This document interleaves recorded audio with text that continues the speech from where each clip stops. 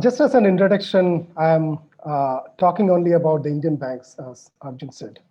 The term bank is used a bit generally to include commercial banks, both public and private, as well as non-banking financial companies. I'm also talking only about coal and renewable energy projects here, two of the significant sources of India's energy mix and most relevant for the conversation on energy transition. Let me start with some good news. Investments in coal is dropping considerably.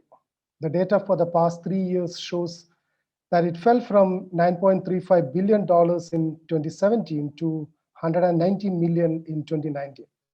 Since the amount in Indian rupees is shown on the screen, I am saying the value in dollars for the participants from outside of India. The investments in RE is more or less steady from 3.5 billion in 2017 to 3.2 billion in 2019. This is only from Indian banks, as I mentioned earlier, both commercial banks and NBFCs. To put it from the perspective of capacity, while in 2017, 17 gigawatt of coal capacity was invested in, while in 2019 it fell to 3 gigawatt.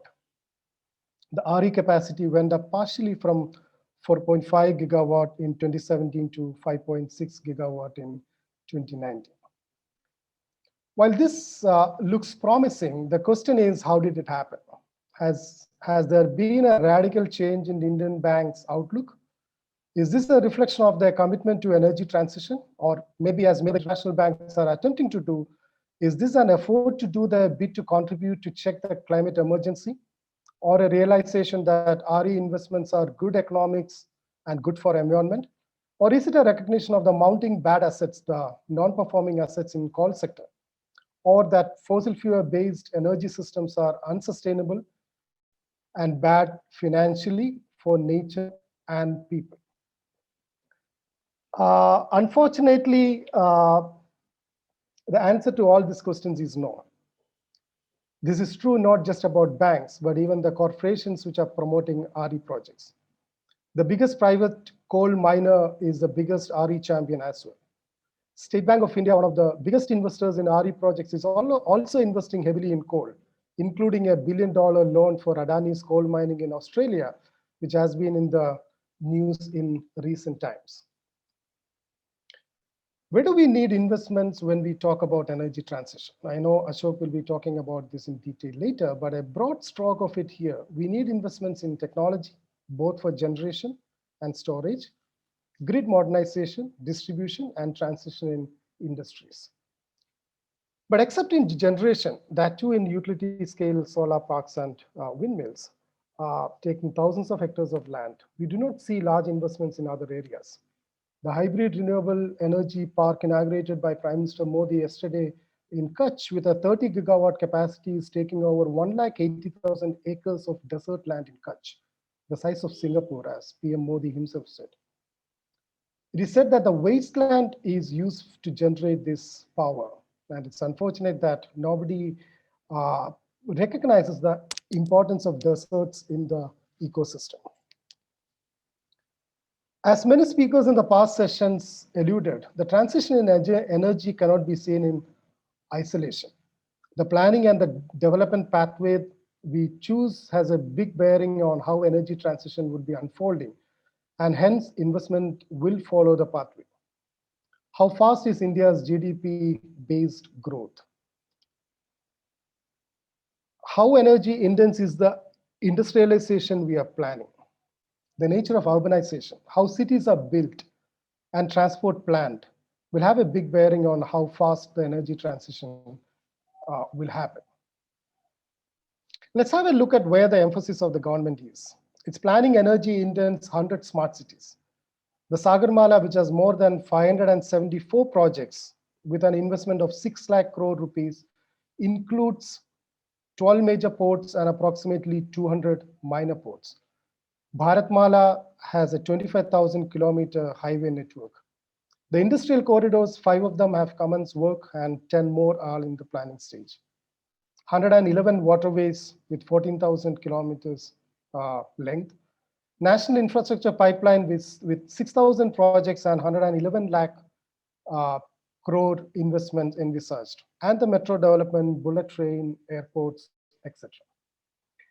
If you look at these plans and projects, India's energy transition seems to be a distant dream, if there is one. We may be able to increase our renewable energy capacity that does not ensure transition.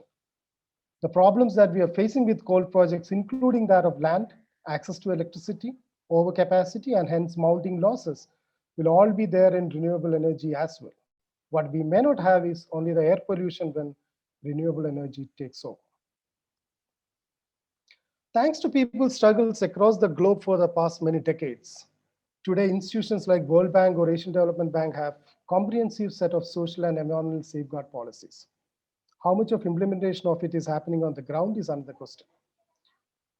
But there are policies which people affected by those projects can refer to, point out violations, and try to hold them accountable. Thanks to people's struggle in Narmada, today there are mechanisms like inspection panel or compliance review panel, which are the accountability mechanisms of these institutions where people can complain about violations. When it comes to Indian banks, there are no mandatory social or environmental policies to guide their investments or for people to hold them accountable. There are no publicly available information about investments to start with. Most of the RTI applications are turned down, citing fiduciary relationship with clients. Taking a cue from their big brothers abroad, Indian banks have started progressive sounding greenwashing language for their investments to project them as champions of green investments. The green bond market has been gaining traction since its inception in 2008. The economic survey says India has become the second largest market globally for green bonds after China, with 10 billion worth of transactions in the first half of 2019. While the objectives of green financing is to move towards a low carbon and climate resilient economy, the question is, are the 2 gigawatt Pavagada solar park in Karnataka or the one in Chamarajnagar, about which my colleague Bhargavi Rao spoke on Monday, or the World Bank funded Riva Ultra Mega Solar Power Project, or the 30 gigawatt project in Kutch, about which we spoke earlier, taking away land from farmers, causing depletion of groundwater, jeopardizing the food security of people, and causing ecological damages can be termed as green projects. Green is how the corporations themselves define themselves. And then that green is not the green that we are looking for.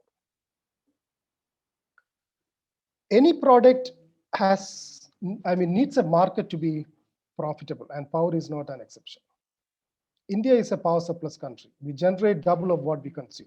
And in addition, we make big announcement of 175 gigawatt and 450 gigawatt of RE in international platforms and receive applause from the industry, other countries, and even CSOs. But where are the markets? We can't think of selling it to Pakistan for obvious reasons. We are hoping to import hydropower from Nepal. Bhutan is self-reliant with their hydropower. It will be technically very expensive to export power to Sri Lanka. Then our best neighbor, Bangladesh, is left. But their demand is only 21 gigawatt. And we are already building a few power projects in Bangladesh for them, like the Rampal power project in Sundarbans and the Adani's Godda project in Jharkhand, which is planning to export power to Bangladesh. How much more can we give to Bangladesh?